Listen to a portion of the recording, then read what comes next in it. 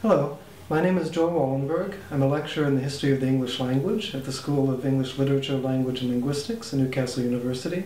I'm also a principal investigator in the Center for Behavior and Evolution at Newcastle University. And I'm interested in questions about how language changes over time, and in particular how the syntax or the grammar of languages change over time. I'm interested in what types of changes are likely to happen, how quickly they happen, and how changes spread through large groups of people.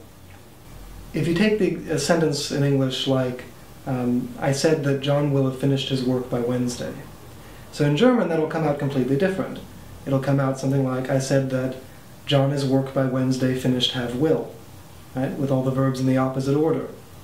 So English used to be just like that, and it changed to be like modern English. So I'm interested in how that type of change can happen, how it starts, and also how it spreads, and how long it'll take. So that one took a few hundred years to complete. There are other types of changes that don't work like that. So you can take something like the ice has melted. In Middle English you might have found the ice has melted and the ice has molten. Now that's a different change because we have melted and molten in modern English.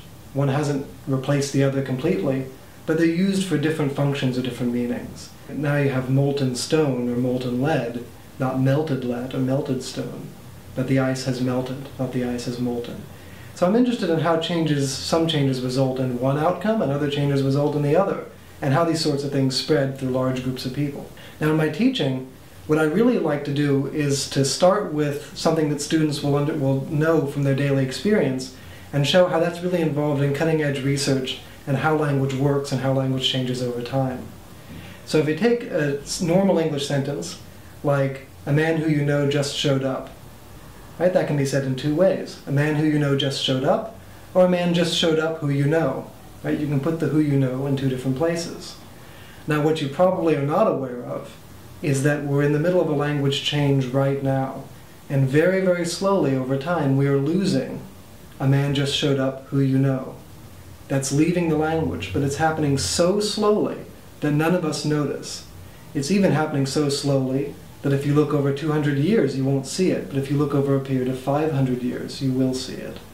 So I want to show students how the language they're speaking is involved in really research where we don't know the answers yet. We're trying to find the answers.